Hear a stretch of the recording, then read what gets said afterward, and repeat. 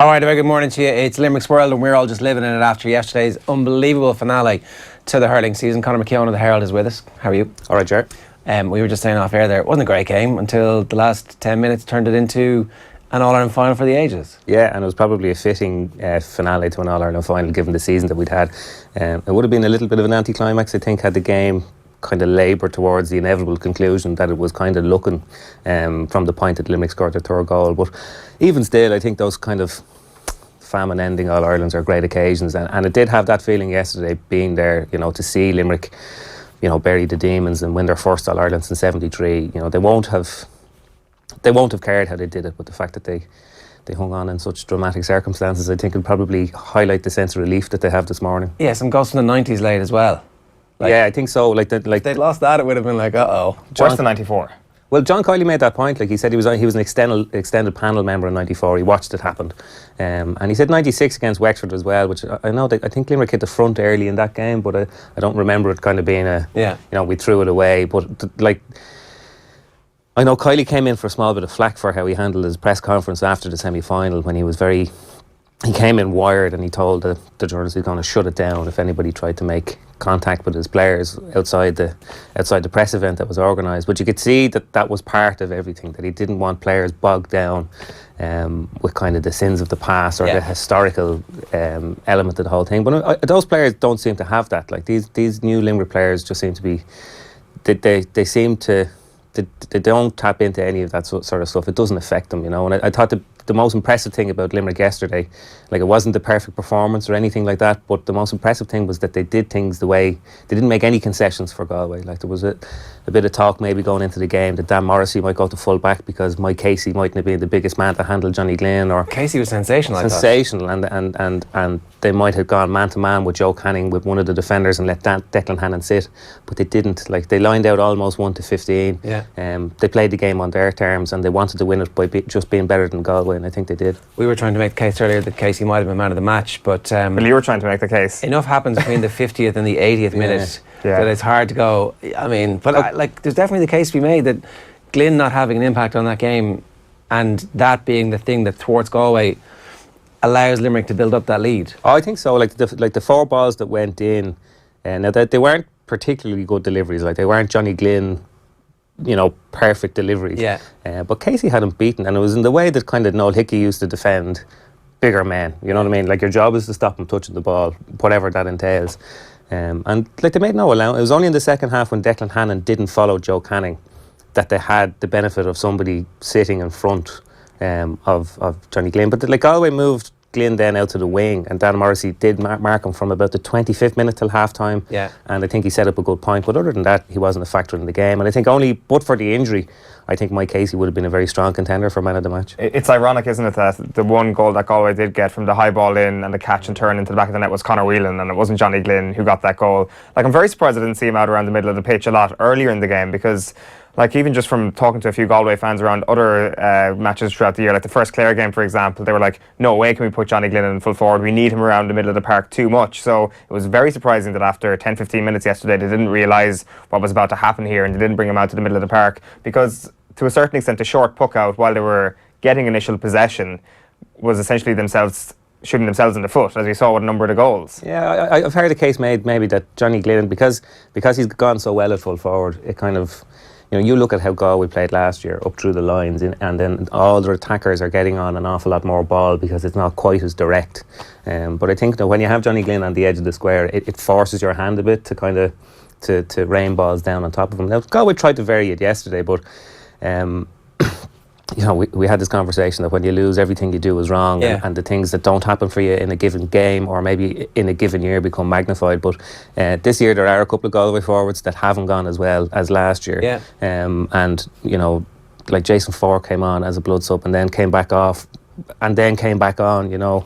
When after Cooney had gone and missed one in the meantime. And Conor Cooney's one of those guys that really didn't get as well going. Like, if you did, I was doing those player ratings that we do in the paper, but I was doing the Limerick player ratings, and like, it was a 1 point game, and I'm sure if you pick up any newspaper this morning, the difference in the two, difference in the two, particularly in the front six of the two, would just be absolute. It was a 1 point hammering. It was a 1 point hammering is exactly what it is, and Limerick should have won the game by 6, 7, 8 points, but hurling doesn't work like that, and if you allow a team back into it, you can see what nearly happened. It did feel in the first half a little bit like Galway had decided that Glyn had an advantage on the edge of the square, and so no matter what they were going to try and feed him, and it did strike me that like if you have a hammer everything looks like a nail, and Galway were stuck in that just a little bit in the first half, when actually what they needed to do was think, well, let's score 26, 27 points like we always do, and we'll worry about the goals, and like we will actually find those goal chances a little bit later on. I think it panned out like that a small bit because I got a lot of the time in the first half Galway tried to nearly walk the ball through Limerick, and it didn't work. Like they got bottled up. The Limerick tackling was very, very aggressive but very well organised as well, and I think if you're in that situation where it's very huddled around the middle and your choices are try and kind of weave your way through this morass of bodies, or look up and hit it to the man who's got 10 yards of space around him and is 5 inches taller than the fella he's marking. I think it's just an inevitability that you're going to do it. So I think Mike Casey should take huge credit this morning. He didn't make, I think, the official man of the match shortlist, and the 3 players that did were worthy recipients as well, but I just think but for the injury, like we were all waiting for that first ball to Johnny Glynn to see what would happen. Like that was going to be a big moment in the match, and the roar was unbelievable. Yeah, and Casey won that, and the second and the third one as well. Yeah, I know, he was brilliant. A couple of things about this, we'll obviously get into it in a bit more detail later on, but Galway didn't play like a team who has the confidence of being All-Ireland champions. It's not like I'm not suggesting the occasion got them or anything, but their touch was bad. They just didn't seem like they fully were at the peak of their powers. Now, they weren't really against Clare either, so you can't just say it was because Limerick played really well, and Limerick did play really well. Were they just not as good towards the end of the season as they were at the start of the year? Well, maybe the occasion did get to them. Like, can we really sit here this morning and say for sure that the occasion didn't get to Galway? I think that this whole idea of Joe Canning coming out after the last game and saying people attacked our character suddenly means everybody's like, oh, well, we can't attack our character because Joe Canning is going to tell us all off for this. Maybe that's what happened yesterday. Like, what else? Like, it has to be one of the factors in such a desperate performance from a team that most people would agree is the best 15 in Ireland. Like, of course, I think we would agree that when you get to the 23, Limerick have a better set of players, but 1 to 15, Galway have a better set of players. And you don't want to call it a choking, but like they severely underperformed when the pressure was at its highest yesterday, when they were about to back up what they did last year and put their name down as one of the great teams of this century, put themselves up there with that Cork team and put themselves right below that rung of that Kilkenny team. And they didn't do it. They didn't show up yesterday. So maybe the occasion did get to them. I don't think we can completely discount that. Yeah, I just think it was the law of diminishing returns over the course of the year. Like there were symptoms of this in the previous game, and it was magnified yesterday. I actually think it was a great testament to Galway's character that they got it to a situation where Joe Canning could have sent the game to a replay. And like I don't want to go through too many what ifs, but like Joe gets that free, they blow the full-time whistle, there's 3 weeks to prepare for a replay. Garrod McInerney has 3 weeks to get back into health, John Hanbury has 3 weeks to get back into their health, Galway have a rest, which they only had 2 weeks since the All-Ireland semi-final. Like when Galway won back-to-back All-Irelands in 87 and 88, they played 5 games in total, one of which were against London, and yesterday was their 9th game of the summer, and that just has to take its toll, you know.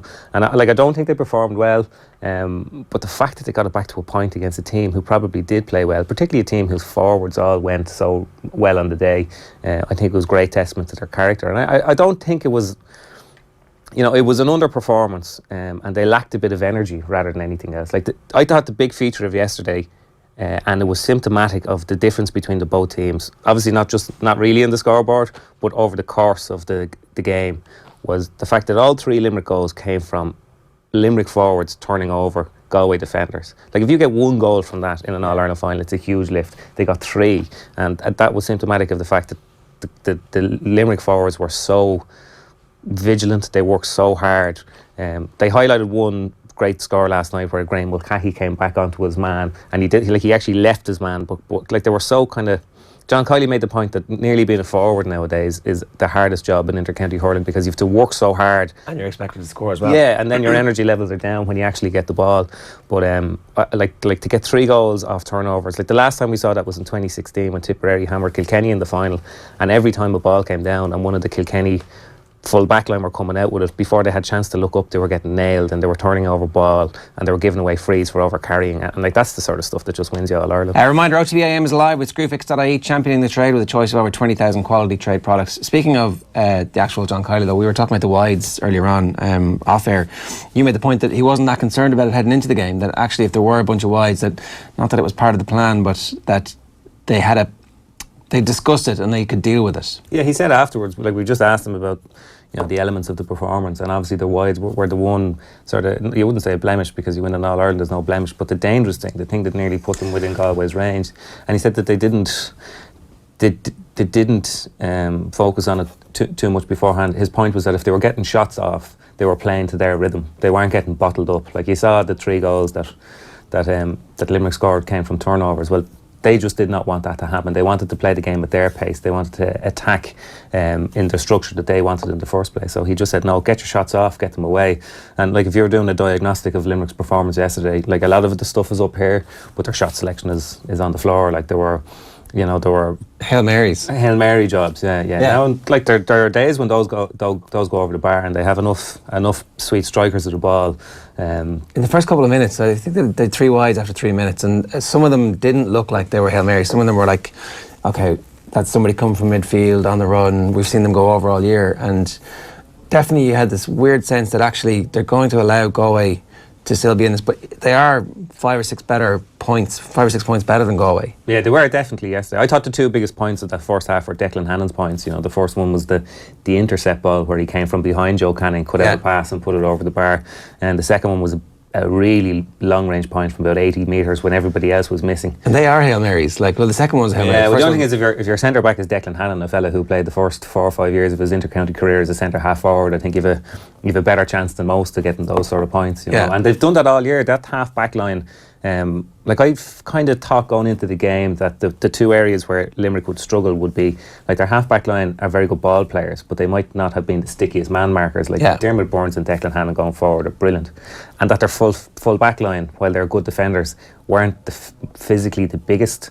But neither of those things were a factor at all yesterday. I wonder where Limerick, like, just in terms of the Hail Marys, whether that was calculated as well, that if you have the ball, say somewhere in the Galway half, or even just on the edge of your own half, that if the person in corner forward has a chance of getting beaten to the ball by his man, that don't give the ball in, put the ball dead, because we're going to be so well prepared on Galway's puckouts. Put the ball wide. Do not give Galway the opportunity to turn you over. Avoid turnovers at all costs, but rack up that wide count all you want. Maybe that was the plan. Maybe they, like we did see on Skell's puckouts, they were outstanding, the pressure that they put on the Galway back. So there might have been some sort of logic behind it in that regard as well. Yeah, I think there probably was, you know. If, like, the last thing you ever want to do is leave a ball go short of the goalkeeper, because all of a sudden they have the play and you're in an attack mode, you know, so there are gaps in behind you. I think Limerick won 29 of 36 of their own puckouts yesterday. I don't know what the stats were on Skell's, but I don't think they were anywhere near as high. But I think that statistic is... That's amazing, because they weren't going short. Like, yeah, but I think Galway were going longer. I think Limerick were going a small bit more mid-range, and that's where they had their targets. Yeah. But 29 of 36 is, that's a football statistic. Yeah. You know? They were attacking that left side of the Galway defence, certainly in the first half, and they were like, okay, we have got a big bright yellow helmet over there, and he's got to catch everything for the first 15 minutes, and it worked for them very well. Here's what Tommy Walsh had to say after the game. Have a look. We had an epic battle here. Won't go down as a classic when it came to games that people rave about, but Limerick certainly won't mind. They won't, and like, it's funny enough, they're the kind of games I love, because I know the semi-final, the Limerick-Cork one was one of the great games of I suppose any era, because of the pure amount of scores. But I thought today was brilliant for intensity, work rate, attacking but defending as well. Like, there's a lot of remarks going around about the wides that happened there today, but I think a lot of that was to do with the pressure the defence and the midfielders were putting them under. And I just thought Limerick, the reason they're champions is they went out like they were playing their back gardens. They didn't know that they hadn't won an All-Ireland since 73. They didn't realise that this might be their only chance of winning an All-Ireland final. They just went out and played as if they're in their back gardens, and they got the rewards in the end. They really did. And even though the fact that it nearly got stolen away from them. I think it's 68th minute Galway were behind by 8 and they began clawing back one by one, especially with Joe Canning, who was immense. It nearly could have gone to a draw. It could have, yeah, and I wouldn't mind. I was after being on the radio, and when Shane Dowling put that ball in the back of the net, I said, game over. I told all off the ball that the game was over, and suddenly they came back Galway, and that's what champions do, you see. They have the confidence of the previous year of playing through tight matches and getting over the line. And Canning was immense in that second half. He stood up when the game needed someone to take a bit of scruff of the neck. He definitely did it for Galway, and Pádraig Mannion as well, I thought. And when he buried that free into the top corner, like it was game on, and next minute he scores another free and had that chance. It wasn't even a half chance, it was kind of a tenth of a chance, if you like. That last, I'd say, it was from 100 yards, and as well it was out past his own 65, but it was also on the sideline, so that throws in another few yards into it. So really you can't have anything only pride for that Galway team, because the game was over and they did not let themselves down here today, but things, they just weren't flowing. You know me, and anyone who knows me knows I'm not short of words. I just can't believe it. I honestly can't believe it. It's all I've ever wanted since I was a young fella, and we eventually got there. I don't know how many prayers I said there when Joe was in the last ball, but I just can't believe it. It means the world to me, and more importantly to my family and my friends and my club. You mentioned the likes of Liam Kennedy. I would not be standing here right now if it wasn't for them people. I'm going to say one thing. I stood here 3 weeks ago and I pleaded with the fans to give us space and to allow us focus. I now say to the fans, can you please go absolutely mental for the next couple of weeks? Absolutely right. Shane, go off and enjoy yourself. Can I ask you, what did it feel like burying in that goal into the 16 end? I dreamt of that numerous times before, and for it to come true, it's just mad, Damon, and I just can't believe it. Shane Dowling there after another amazing performance as a sub. Is he the greatest sub in hurling history now? I think somebody had a statistic yesterday that output-wise he probably is, because not that Limerick have reinvented anything here by having subs that can make an impact, but there was definitely cause to say that he could have started that game yesterday, and a lot of the games this year. But it's a little bit like Mickey Hart made the point about his bench a couple of weeks ago after they scored 2-4 against Donegal. Like, when guys can actually, when you can trust fellas to deliver something off the bench, like, that's a talent in itself, and it works against those players getting a start. But it's the winning of games. Because he'd talked before about being a sub under John Allen and hating it and thinking, okay, then I'm not actually ever going to make it. But having somebody like Shane Dowling not be heartbroken about the fact that he's not starting all year, that's also a testimony to the manager. Now, who knows, maybe Shane Dowling was heartbroken all year long and kept thinking, I'm going to do it, I'm going to get into the team. But at no point did it look like he was huffing. And yeah, it seems like, I'm sure it takes a bit of a buy-in, but John Kiely just strikes me as kind of an impressive, he has that kind of, I remember the first time I ever interviewed him was last year when he got the Limerick job, and there was a story breaking about Barry Nash, who was temporarily off the panel. And as it happened, the day the story broke, Kiely was up for an interview at something in Croke Park, and he knew the question was coming and he knew we had to ask it. And he gave us one of these answers that wasn't kind of there was one of these stories that wasn't really Barry Nash was back on the panel a couple of weeks later. Yeah. But like Anthony Daly, like, he had this kind of, look lads, this is the answer I'm giving you. Take it and go off, and I kind of admire that around him. Like Anthony Daly described him last night in the Sunday game as a gentleman, but with that kind of steel about him, and that's exactly what he seems to have. And I can imagine that if there's anybody delivering a message to you that despite the fact you're not starting a game, you're a very important part of what could be an All-Ireland winning Limerick team. Yeah. Shane Dowling is exactly the man to buy into that. It's kind of like if you describe a player as somebody who you want on your team, and you hate to be up against them, it kind of like suggests that they're kind of a bit of a nasty character on the pitch, but they do what is required and stuff like that. Is John Kiely the managerial version of that? That when it comes to media dealings, he'll do what is necessary, but get him outside of that zone, get him man to man. He's an absolute gentleman. I wonder, is that what? No, he was very good yesterday. Now, any time I've dealt with him, he's kind of he's been very kind of thoughtful about it. He's a typical hurling manager. He doesn't suppress what he's feeling when he speaks, publicly, which a lot of guys do now. It's just become the de facto setting for inter-county managers in football and hurling. And he was very honest. Like, we asked him yesterday, are you prepared? He hadn't even hit the Limerick dressing room by the time he came into the media room to speak. And we said, are you prepared for this now? Because you could hear that media room was right beside the Limerick dressing room. You could hear the Limerick people saying, there's people still out on the pitch. They were going mental, And I can only imagine what it's like in City West. But he said, to be honest with you, I'm kind of dreading it. Like, I'd love to go off somewhere quiet on my own and kind of reflect Watch on the it. game back. Yeah, because I read Joe Canning's interview with Vincent Hogan on Saturday, and he said that the night of the All-Ireland, which was also in City West for Galway last year, was a bit of it was just being pulled and dragged in every single which direction. But I think that kind of summed up John Kiley, the fact that He read the Canning article, did he? I don't know. No. Sorry, I'm just making the comparison. But he kind of just said that, like, with the job done, he didn't want to have to go back into the maelstrom and the madness of being hoisted aloft as the All-Ireland hurling winning manager. His job was done, and he'd prefer to have slinked into the shadows if he had the option. That's pretty impressive. Geraldine Neenan has been in touch on Twitter, hashtag OTB AM, to say, lots of talk of a bank holiday in Limerick today, but special shout out to my own employers, Nair Limited, who actually gave us all the day off.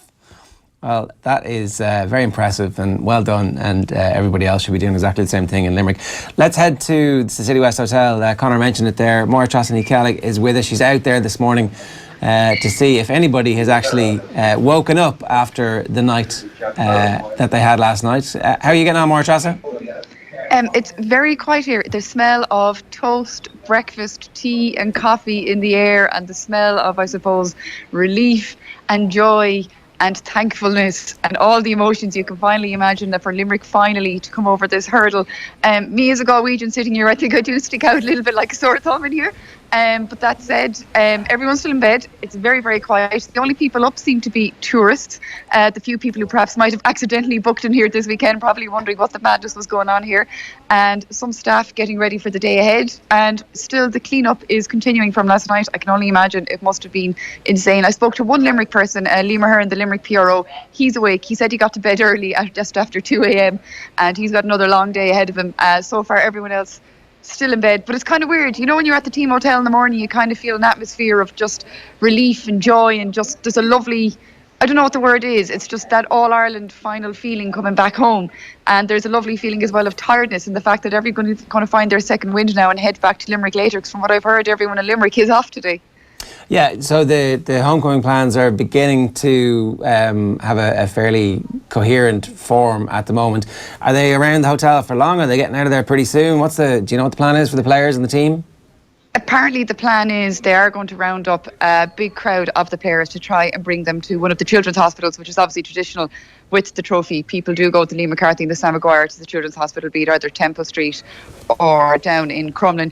That's scheduled, I think, to start happening at around midday. And I suppose with that as well, once the team begins to move, perhaps everyone else starts thinking, right, we better start getting a head start as well on toward Limerick, be that they may be going home or to the Gaelic grounds. Unusually enough ticketed, which I suppose shows the demand of fans wanting to go and see their heroes. So they're going to be taking the train, from as far as I know. They're going to be getting into Limerick. Now, it's funny, you know the way the plans always start during the day, we'll be here by 4, we'll be here by 5. I've now heard it might be 6, and then an open top bus out through Limerick City, out to the Gaelic grounds, and then I suppose God knows where they'll end up at some stage again later tonight into tomorrow, I'm sure. Yeah, all right. Well, shall we let you go and see if you can rouse anybody over the next hour or so? Yeah, I'm going to go around and start knocking on doors now and say, get up, get up. Thanks a million, and commiserations as well, obviously, as a proud Galway supporter. I mean, if Galway won that yesterday, they actually would have stolen it off Limerick. Limerick were the far superior team. I mean, that said now, I mean, there was one point I was holding on to Tommy Walsh by the end of it, and he was like, it's still there, it's still alive. But I remember the 52nd minute, I turned to him and I said, when would you panic if you were from Galway? And he said, I suppose right about now, really, which was really unhelpful. But look, no, they were far superior. But it's funny, you know, you could see lots of Limerick people around us, and you could see the flashes of the 90s coming back to them. The fear was there, and I don't think there was a huge exhale of relief when that final whistle blew, and you couldn't blame them. I mean, it was beautiful, it was magical, much as it kind of broke a little section of my own little heart. But we in Galway ourselves know what that feels like, and we really hope now Limerick get the same joy out of it. Good stuff, Máire Treasa. We'll talk to you a little bit later on. Thanks a million. So if anybody out there in City West knows any of the lads and wants to get them to head down to reception, Máire Treasa will happily bring them live to you here on OTB AM this morning. One of the comparisons that we were making in the office a little bit earlier on was the age profile of this team and the Clare team from 2013. I think a significant difference in this team is that they beat everybody along the way, that the championship is completely different now, and like, not that Clare team fluked that All-Ireland, they deserved to win the All-Ireland, but this Limerick team have done it in a much harder fashion than anybody else has ever had to win it because of the new structures. And so this is a team that you have a sense will get better and will be here for a couple of years. Yeah, the other thing, like I think it's one of the greatest All-Irelands ever won, and they had to do it that way because of the exposure you have to basically every other team in the competition after the round. But as well, people forget this, but like when they got promotion from Division 1B, like I would have drawn a line under that and said, look, whatever happens, this is a successful year because they had 7 years trying to get out of 1B, and it has become a thing, and they had to beat Galway to get out of 1B. And I remember being at the Limerick Dublin game, a total blowout of a league game down in the Gaelic grounds. But you could tell from John Kiley afterwards that was one of the 3 games, obviously the Wexford game or the Galway game, and who else was in 1B? Maybe Offaly game, that they had gone after thinking that it was a threat to their promotion. So like they went at that. I thought they were the best team in Munster. Like particularly the way they came back against Cork that day was exceptional, yet didn't make a Munster final. And that's why I didn't really think that maybe this was their year, because they were poor against Clare and Ennis when they needed to be good to make a Munster final, because it's all well and good writing that off now, but at the time you would have thought that a Munster title was the summit of Limerick's ambitions. Like, it was a huge thing for them to win, despite the fact that they do have players in the squad with Munster medals. Yeah. But to do that and then to come through it all. It was a different team and a different setup. This doesn't feel like the same team at all, really, as that. And it's like not that long ago, really. Yeah. But even the team last year, I had a look at the team that were beaten by Kilkenny by 3 points in Nolan Park.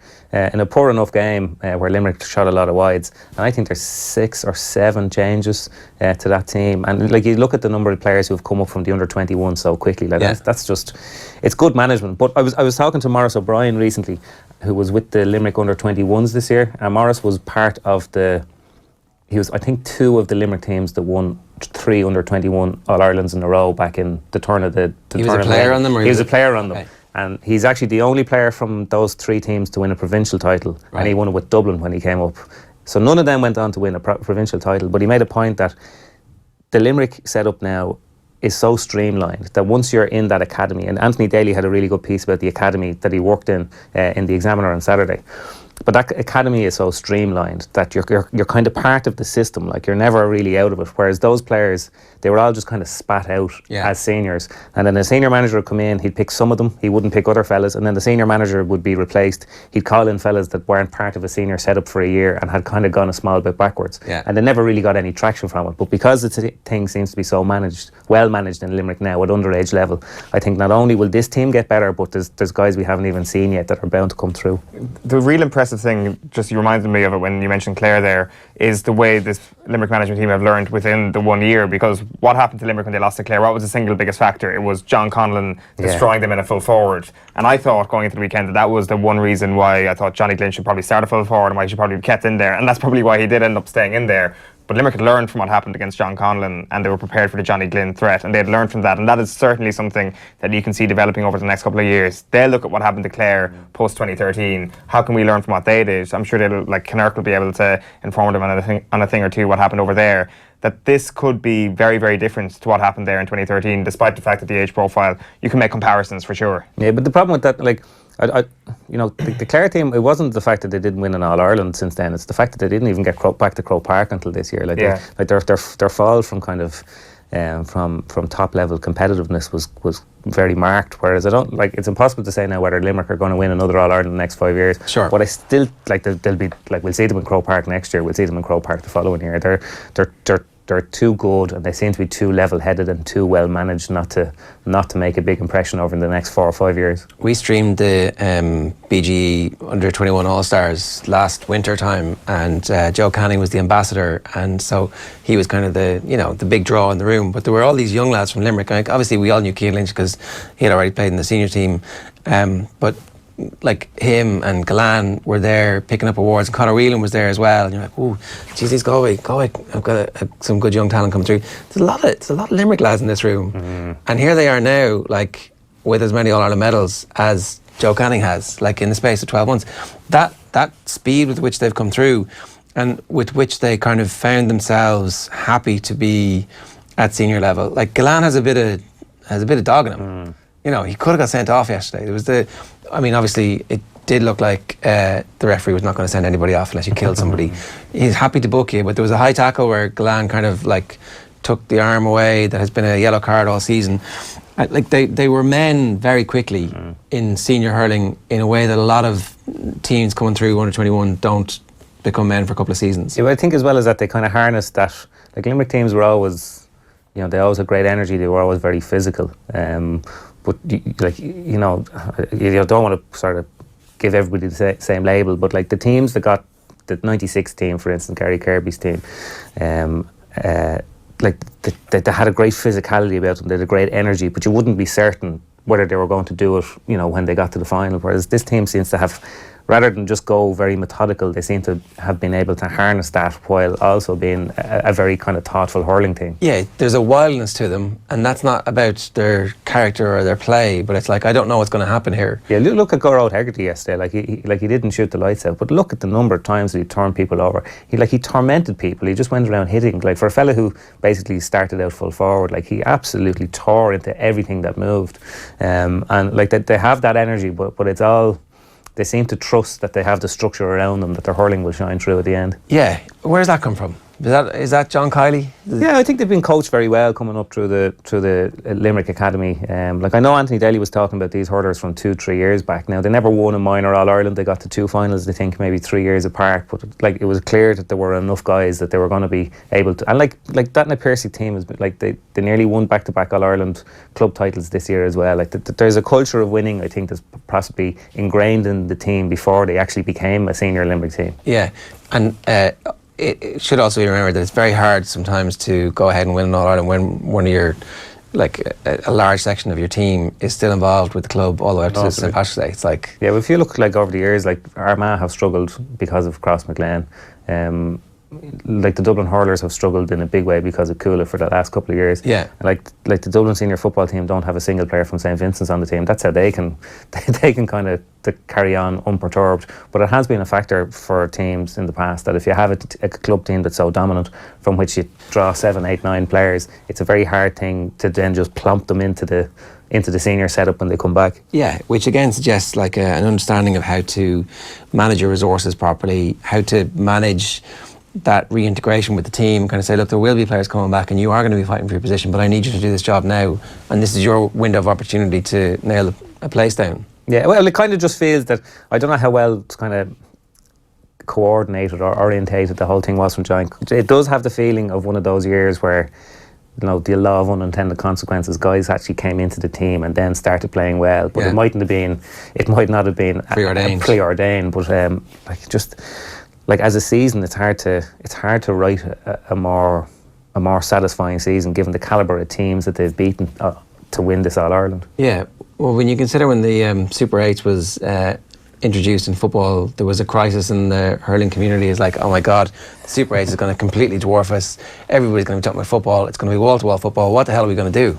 It's like, okay, well, that got fixed pretty quick. Yeah, I still think, and this is slightly off topic, and I know nobody in Limerick will care this morning, and nobody from Galway would have made any difference. But that game yesterday, as an All-Ireland final, felt like it was a bit of the kind of preserve of the competing counties because of the time of year that it was played at. Yeah, and I think All-Ireland hurling finals are brilliant Irish cultural occasions, and I think they're slightly diminished as Irish cultural occasions by virtue of the fact that it's in the middle of August. Yeah, the people are on holidays. Like in September, the colleges are back. The summer repeats on television are finished. It feels like the reset button has been kind of pushed on Irish life, and we're all paying attention to the same thing again. And that's why All-Ireland finals are so memorable, even ones that aren't great All-Ireland finals. And I think because the thing was in August and we're all a bit scattered as a society, I think it's probably slightly diminished just as a kind of a cultural event for everybody in Ireland. Could you fix that by flipping the football and hurling? Like, I mean, I don't know why or when they decided that the football had to come last, but we don't have to be slaves to that tradition, do we? I still think the 2 finals should be in September. I know that there's a knock-on effect. I know that there's an issue with clubs. I know that we have to give a greater window to clubs, and at the moment it's not in a good situation, but I think the sacrifice is probably too great. I think will you go back to back, first and second? Yeah, maybe, but I thought the build-up, the prelude to the All-Ireland hurling final this year was too short. Wasn't as concentrated, or it didn't get the kind of attention. We were still talking about the All-Ireland football semi-finals on Tuesday, you know, and then all of a sudden we were kind of, okay, what are we looking forward to this week? Whereas the finals always, particularly in September, September in Ireland is a very, very dead sporting month, and we're going to find it very, very dead this year because we only have that football final at the very, very start of the month. And the hurling final and football finals always filled that void incredibly well because there was so much attention around them. And again, not that it will matter to anybody from Limerick, but I just think it is slightly diminished as a kind of an Irish event by virtue of the fact that in August we're all a bit, all over the place. And that's not even allowing for the fact that the football final was supposed to be on in 6 days' time, and the build to that would have started the day after tomorrow. So instead this year it's an anomaly that it gets 10 days of build up, which is one of the positives of the pulp riding and all that sort of stuff. So it's an amazing one. I wonder, are we not going to realise this though until a few years down the line, when maybe the structure and the hierarchy returns to order, if it does return to order, that Limerick's win yesterday is just such an unbelievable story. It's such a great news story that we don't quite realise what's after happening until we get a few more of these finals. Yeah, I think so. But I think we'll feel it in September. I think by the second week in September, when the whole thing is wrapped up, and it's just the kind of the weekly grind of the Premier League or whatever it is to fill the kind of sporting void, I think we'll feel it in a big way then, because it's just I wouldn't class myself as a traditionalist, but just September just is the month for All-Ireland, the senior All-Ireland finals. They're just part of the rhythm of Irish life, and while we've had an incredible hurling season, I'm sure it'll rank up to, we've even forgotten matches that would be all-time classics. Yeah, it would be all-time classic. But we'll have to do it. We'll have to do a bit of a review at the end of the year. Do you remember that game? They were 9 points ahead, and the thing was a draw. But that's again the law of unintended consequences by squashing the calendar year. But I think everything worked absolutely perfect up until the All-Ireland semi-finals. But I just think September is a concession too far. Yeah, if it stayed the first Sunday, you'd be happy. Yeah, I think so, yeah. I think there just is something about September. The fact that everybody is back on the same kind of hymn sheet, it gets more attention and it becomes more an event. Yeah. All right. Some of the people getting in touch as well. If you want to get in touch with us this morning, you can hashtag us OTB AM. We're going to go to Limerick in just a couple of minutes' time and speak with Phil Bennis, the Limerick hurling legend. We'll get to him in just a moment as well. Who's your hurler of the year? Joe Canning. Yeah, I thought Limerick had one of those years where different fellas did great things at different times. I think in the betting going into yesterday, maybe Cian Lynch was the shortest priced, and he had a very good game. From Limerick. Yeah, from Limerick. Pádraig Mannion didn't do enough to hold on to his favourite spot yesterday. No, all the Sunday game lads last night gave Pádraig Mannion their hurler, unanimously, all 8 of them. But I just thought by virtue of what Canning did, if you go back to the semi-finals, Canning got them to the final, and he very nearly forced it to a replay. I thought he was monumental this year. I thought he was better than he was last year,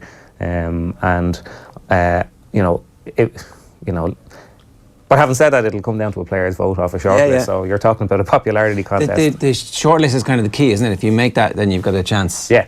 If there's a Limerick player, a Galway player, and it would be 2 Galway, would it? Could it be 2 Galway and 1 Limerick? Would that be controversial in itself? Or is it 2 Limerick? Maybe one of the Clare lads, John Conlon. John Conlon suddenly sneak back into it now? Yeah. I backed John Conlon months ago, so I hope he does. It's hard to know who won it. Aaron Gallan and Cian Lynch were the shortest price, but I think Aaron Gallan's performance yesterday probably rules him out. So you're talking about Cian Lynch or Declan Hannon against Pádraig Mannion or Joe Canning. That's whoever wins in the straw poll of inter-county players there wins hurler of the year. Let's head to Limerick and join Phil Bennis, who joins us on the line from Patrickswell. Phil, good morning to you. Good morning. This is an unusual morning. They don't come around too often. How is everybody in Patrickswell this morning?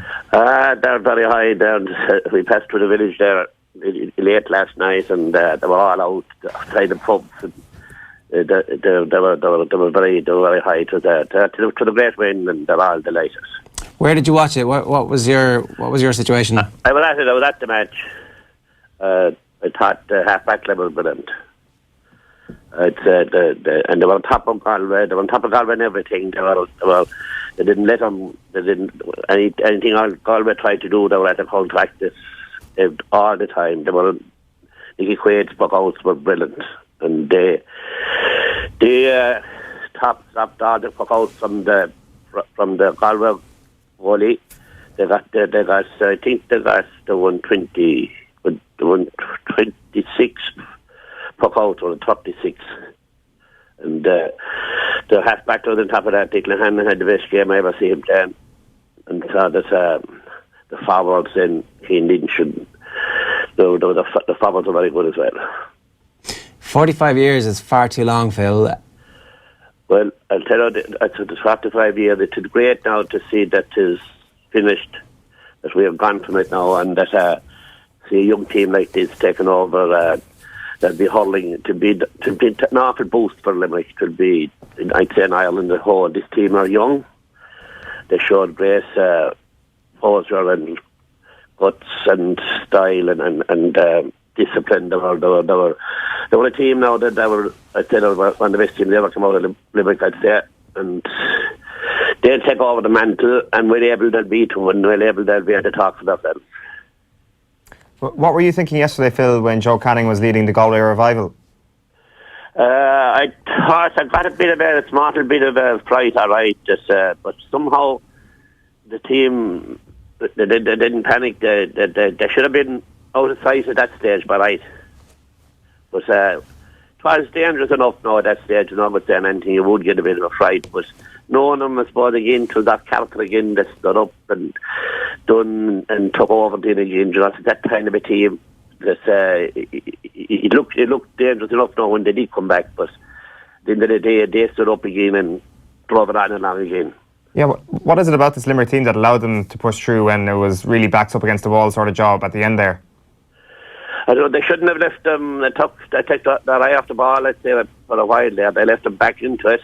Now, they don't seem to panic at any stage, whatever about them. They don't. If they panic there, they were beaten. And I suppose it was dangerous enough, I suppose, when they go back in it to be disaster if they were beat. If it was a draw event, it would be very bad. It wouldn't be great now. But I don't know how they allowed them back. But still they stood up and defended again and drove on again.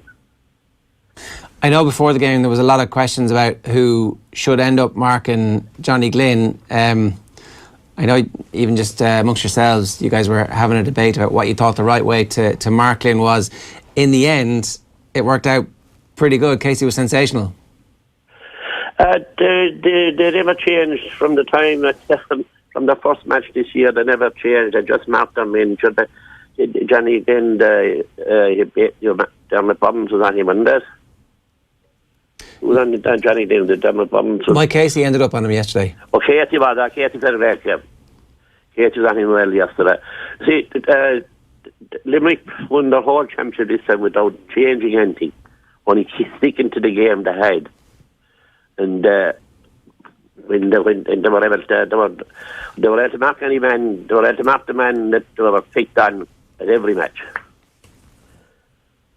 At what point did you start to believe? Was it like last second when the game is actually over, when the ball is in a Limerick hand coming out and the referee blows the whistle, or did you feel confident as the game went on? I thought the first 10 minutes it showed that the first 10 minutes, 15 minutes, I was outside my grandson there and I said, I want to win this. They had to win of it all the way through. The only danger they made was the end of it. They had the winning the whole time and they were confident the whole time. They had the winning the whole way through, and to go in the time they took the leg off the pedal there and they did of it, and it kind of gave us all a fright, but they still pulled out. There was a line this morning in the newspaper, Phil, from John Milan, who was saying that there must be nothing like it. He was trying to put into words what it must be like to win an All-Ireland, which kind of reminds you of the list of unbelievably great players we've had in hurling that have never got this opportunity. So what would your advice be to some of those younger players in the Limerick squad to try and appreciate the greatness and the rarity of this achievement? Well, I would do now. I enjoyed this week. After that, then I'd walk away, put back to that clubs, play for that clubs, and show character in that clubs again, the character that they have, and drive on and keep this team. There's a lot in this team. There's more in this team. I'd say a lot more in this team, and I think let them do what they want this week, but just do it right. And I'd say that I'll have to go back training anyway near the end of the week because there's matches on in 2 weeks' time. But I would say there is I suppose there's a lot of bonus on them now because he's gone past any surprises. Even what they'd done was nearly expected of them as a young team, even, which is a great boast on their behalf. So I would say that there is more in them. Like I don't want to put any pressure on them, but there's more in them, and they'd want to stay at that to get the more. and if they do, they will get more, and I think they will. But there's more pressure on their shoulders now than ever, because they're capable of it, and everyone knows they're capable of it. And when you're capable of it, you have to do it. What will this do for hurling in Limerick City and Limerick County in general, Phil? Well, I'll tell you one thing. Today now you'll see hurlings everywhere. I'd say that to lift hurling in Limerick, to lift it mighty. There'll be hurling in the village. There'll be hurling in the city where there'll never be hurling, because I don't know, these crowd of youngsters, the imagination they have gripped of Limerick already is unbelievable. I have never seen it in my life, and I'm hurling all my life, I'm involved in hurling all my life, but I've never seen the imagination of these players, and it has to rub off of everyone in Limerick, even meeting the people. The hull, there'll be everyone with hurlings, because number one, that every young people say from 12 years of age or down up, they know, they've seen them. And when the people, they've seen them playing and seen them winning, and to the different area than my area, there is more media altogether there now, and they're able for that. So that to handle all that, but they will be able to handle that. If they do handle all that themselves, they'll win more. Phil, a big night for Patrickswell, obviously. At least 3 lads on the team, and 3 fairly important lads as well. They all had great games. They had the 3 of them, Eoin, Damas and Cian.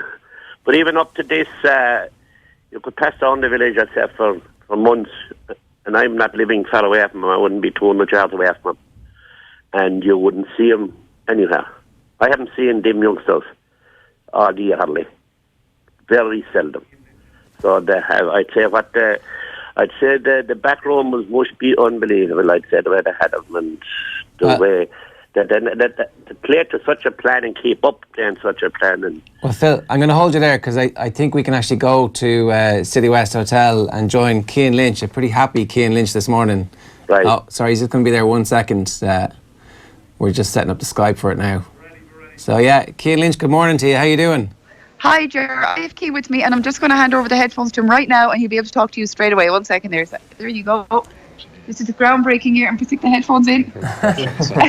I'll keep talking while Cian puts on the headphones. Cian is here putting on the headphones so he can hear the studio. Can you hear now? Yeah, Cian, good morning to you. How you doing? Off you go. Good morning, lads. How are you? Yeah, so I've got to tell you that of all the things that you've done this year, the one thing that impressed Eoin Sheahan the most was your ability to do the deliberation properly in the post-match celebrations. It was a big struggle now, trying to get the old hand curved up was hard enough. Like, I saw an old video this morning, but it's embarrassing. Like, sure, it's all part of it, isn't it? Yeah, I don't know if you know, we've got Phil Bennis on the line as well. Oh Jesus, Phil! How is he? How are you, Phil? You must be delighted. Over the moon now, jeez. I haven't come back down. I know you a long time. It was a picture to watch. You had a great game yourself as well. It was a picture to watch. You know, I think you could watch the match and you could nearly relax the whole way through with you, the way you were playing, and you're doing it all the year. What you've done for Patrickswell and Limerick, we'll never be able to thank you. Jesus, Phil, thank you very much. You've done an awful lot yourself, boy. It's great credit to you too.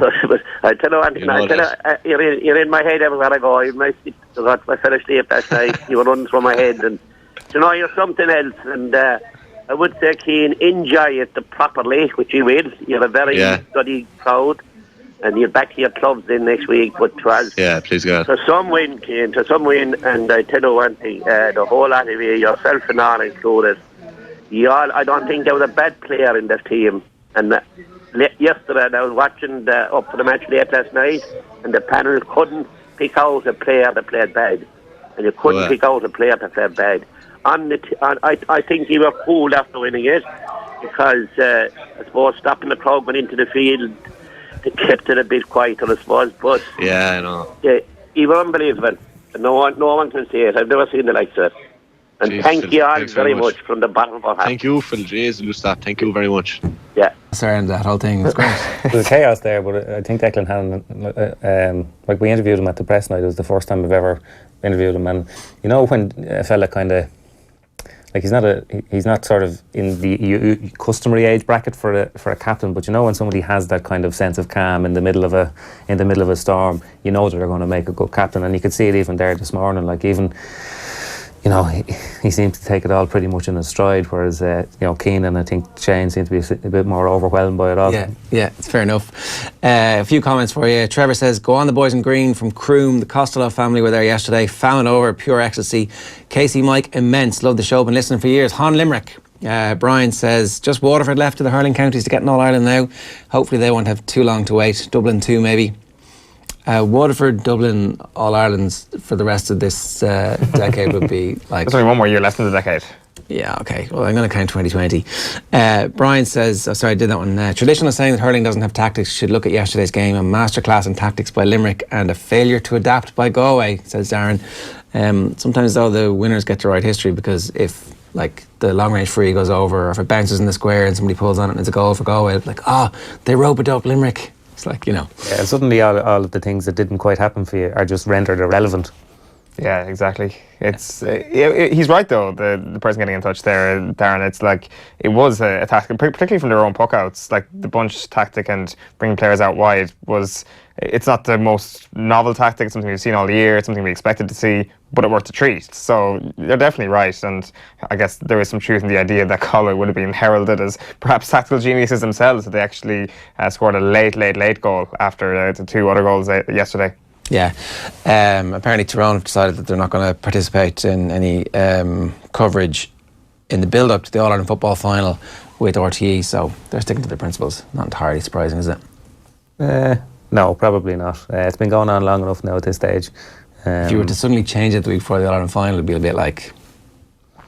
Yeah, I think I do think it's a strange thing, but I don't knock as much kind of intrigue out of it as a lot of people seem to do. It just seems to be a personal thing between Mickey Hart and Tyrone or Mickey Hart and RTE, and it sounds like everybody else has been kind of caught up in the whole thing. So yeah. It is their first All-Ireland since their boycott began. So if you're going to boycott a media organisation and then give them access during an All-Ireland, it's kind of like defeats the purpose of a boycott, doesn't it? They'll have a lot of filler on the Sunday game if Tyrone win. Yeah, well, I wonder will Tyrone legends participate for the match, actually? That'll be an interesting element. I presume so. Sean Cavan has no problems being the Sunday game pundit, so... He'd be a busy man. Yeah, I think RTE like to make a bigger deal out of it than it actually really is as well. Possibly. Yeah. All right, Conor, great stuff. Thanks very much for joining us this morning. Cheers, lads. You heading to City West? I am. Yeah, it looks like the lads are going to be in Crumlin though, so maybe I should head there instead.